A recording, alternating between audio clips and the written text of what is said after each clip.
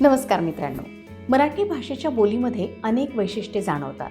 काही बोली भाषेमध्ये गोडवा आहे, काहीमध्ये नजाकत, तर काहीमध्ये रांगडेपणा आणि थेटपणा. बोलतो बोली मराठीच्या आजच्या भागात आपण भेटणार आहोत पश्चिम महाराष्ट्राच्या दमदार आवाजाला, अर्थात कोल्हापुरी बोलीला. रांगडेपणा आणि खमकेपणा यामुळे ही भाषा सर्वत्र ओळखली जाते. इथला निसर्ग, सीमावर्ती प्रदेश आणि कष्टकरी लोकजीवन यामुळे कोल्हापुरी बोलीभाषेला अनेक वेगवेगळ्या छटा जाणवतात आणि त्यामुळे ऐकताना याची काही वेगळीच खुमारी जाणवते. कागल, गडहिंग्लज परिसरात कानडी प्रभावाचा लहेजा ऐकू येतो, तर राधानगरी, गगनबावडा, आजरा आणि शाहूवाडी परिसरात कोकणी हेल जाणवतो. चंदगड भागात तर कन्नड, कोकणी आणि मराठी यांच्या संगमातून एक वेगळीच बोली तयार झाली आहे, चंदगडी बोली. कोल्हापूर शहर परिसरातील बोली मात्र वेगळीच दमदार वाटते. त्या बोलण्यावर जुन्या संस्थानी परंपरेचा ठसा आहे.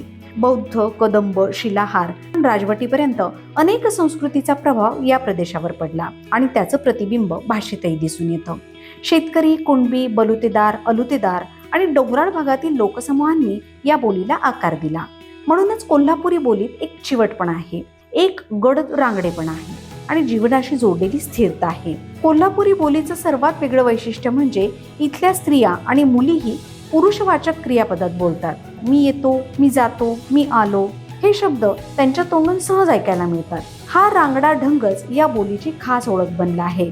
काय मर्दिनी, बलिवलय, कवा आलासा, जातायसा अशा शब्दात एकाच वेळी रांगडेपणा आणि गोडवा दोन्ही जाणवतात. चंदगड परिसरात बोलली जाणारी चंदगडी बोली शब्दसंग्रह, उच्चार आणि व्याकरणाच्या दृष्टीनं वेगळी आहे. कर्नाटक आणि गोव्याच्या सीमांजवळचा हा प्रदेश घाटमाथ्यावर वसलेला असल्यामुळं येथील बोलीवर विविध संस्कृतीचा प्रभाव पडला आहे. या भागात सण उत्सवांमध्ये गायली जाणारी लोकगीतं स्थानिक भाषेत गित्ती म्हणून ओळखली जातात.